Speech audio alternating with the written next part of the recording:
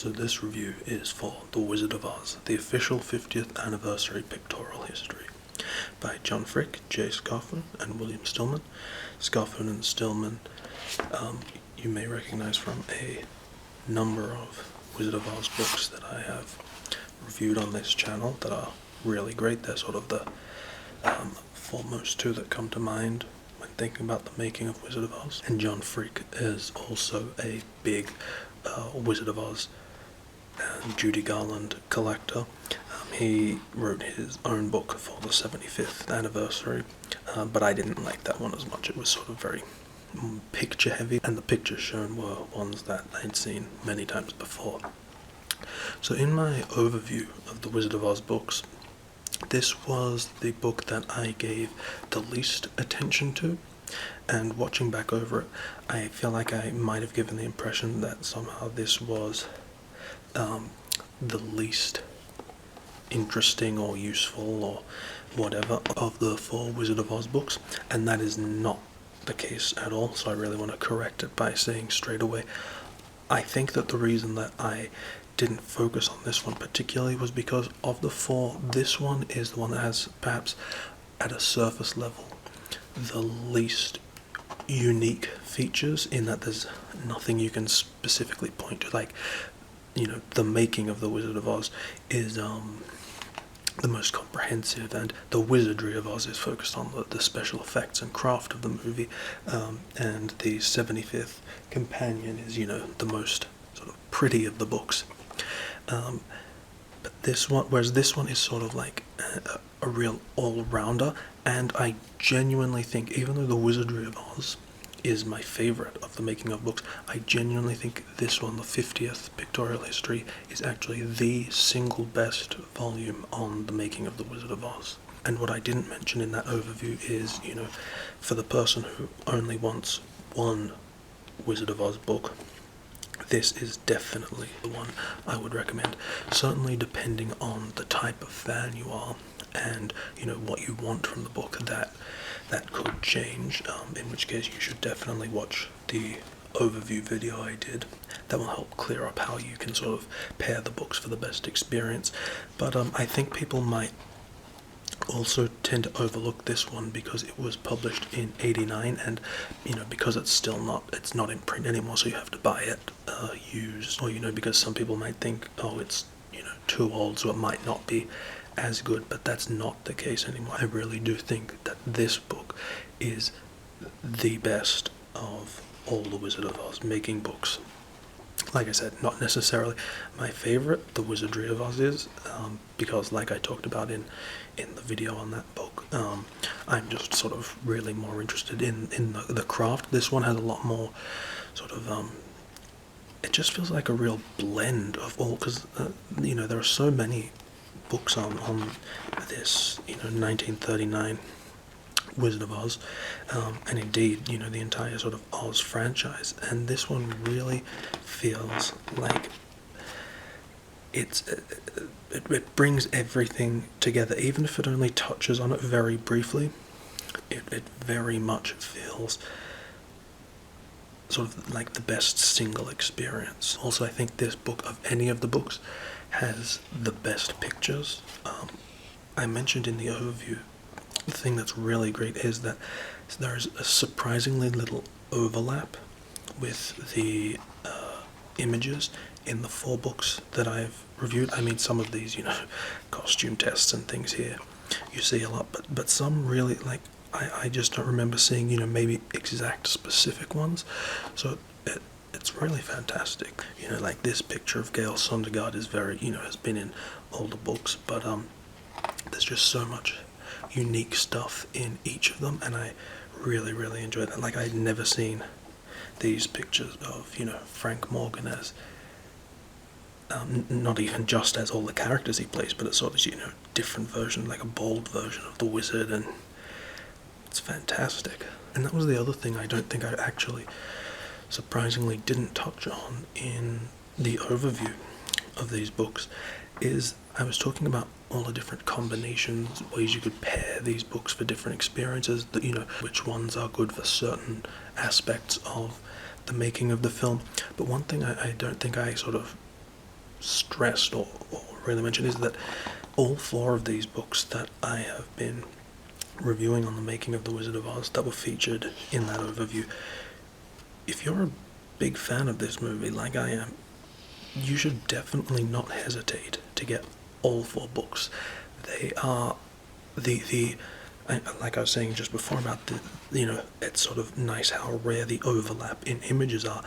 Ditto the text. You will occasionally get, some of the same stories and information repeated over and over again, but each book has just so much unique content, both pictures and text. So even when they're discussing the same aspects or stories of the making of this movie, I have never, and I've read all these books several times, never felt like it was stale or too repetitious. They always, focus on, different details.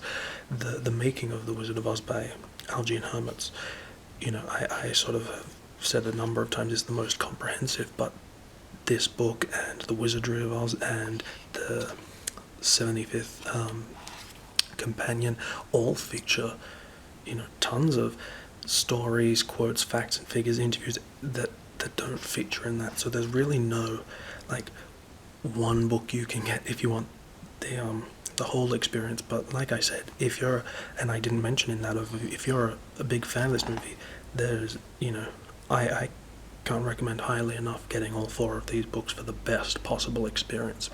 Of course, that's not what, everyone is after, and if you're after something more specific, you should definitely watch that overview or, check out the individual book reviews.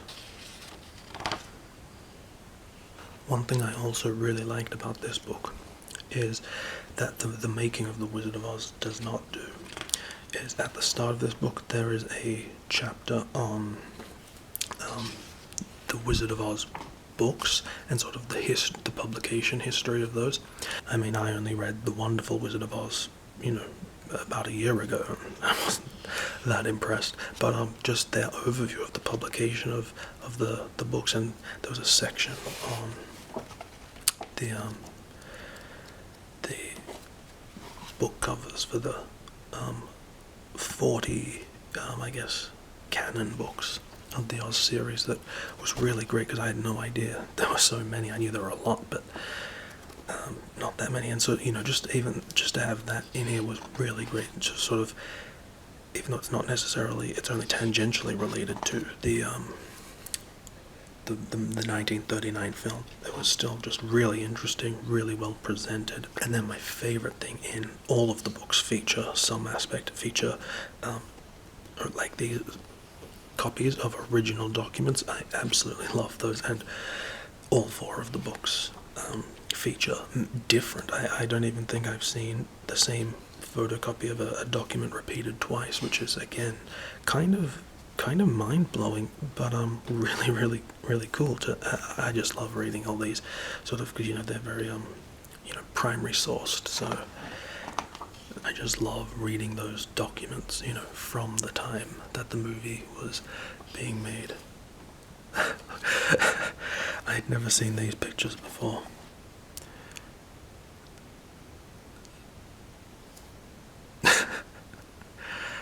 I don't know why I find that picture funny. It's just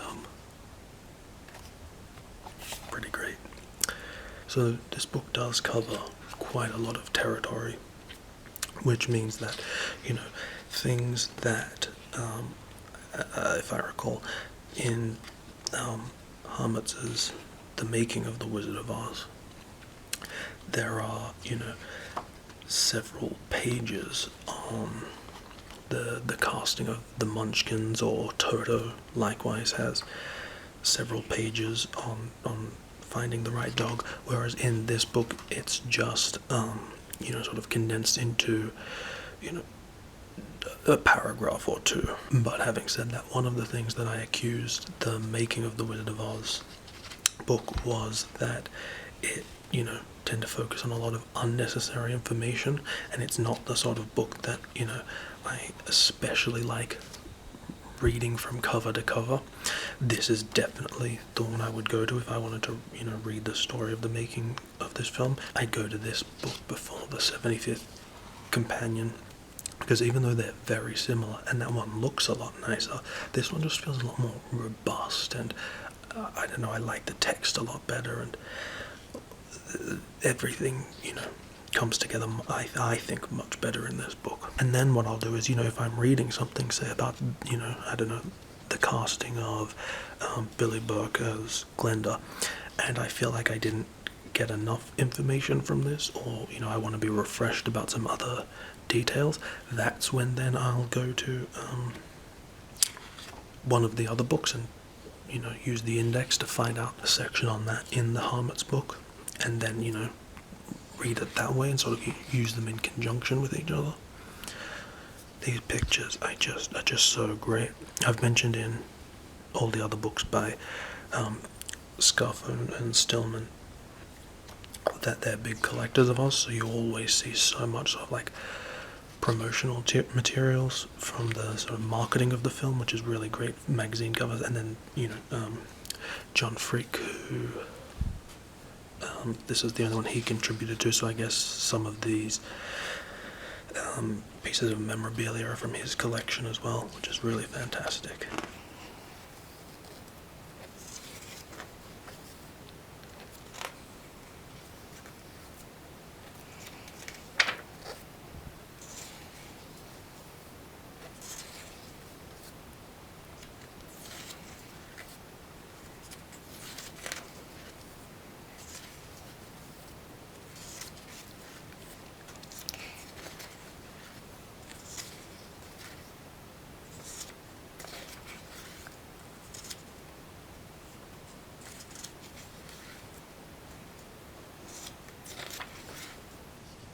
So, as you can see, I'm not sure if this is really a criticism or not, but as you can see, so this is part 2, promotion reception. So actually, about half the book is, so only half the book is really on the making of the film.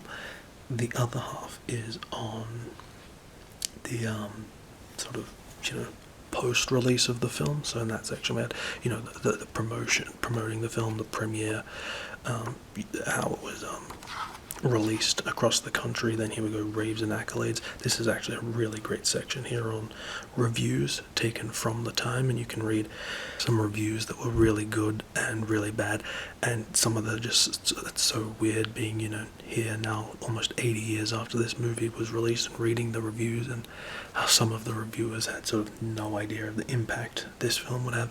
In fact, let me read one for you. So this one is from The New Yorker by Russell Maloney. I sat cringing before MGM's Oz with displays of no trace of imagination, good taste, or ingenuity. I will rest my case on one line of dialogue. It occurs in a scene in which the Wicked Witch snarls, "You keep out of this." Well, there it is. Either you believe witches talk like that, or you don't. I don't.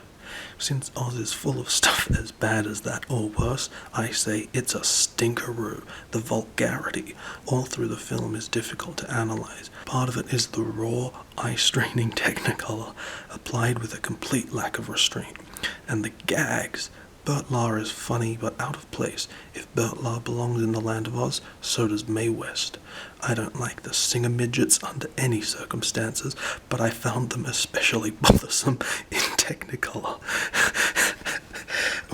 I don't even know what that means. So I don't know. I just find stuff like that amusing and interesting. But yeah, so like I was saying, there is a ton of stuff on, as we can see, the promotion and the post the release. So that might be worth bearing in mind, because I like all that stuff. I find it a joy to read about, but I definitely get it if that's not something everyone is interested in. So I think this one is actually this book is almost certainly the most heavy on sort of the legacy or post-release of Oz, but I like it. It just feels like such a complete history of the story of this movie from start to finish, because it was released as sort of like it says right on the tin, a pictorial history of this movie for the 50th anniversary, and so it definitely gets my vote as the single best making of the Wizard of Oz book.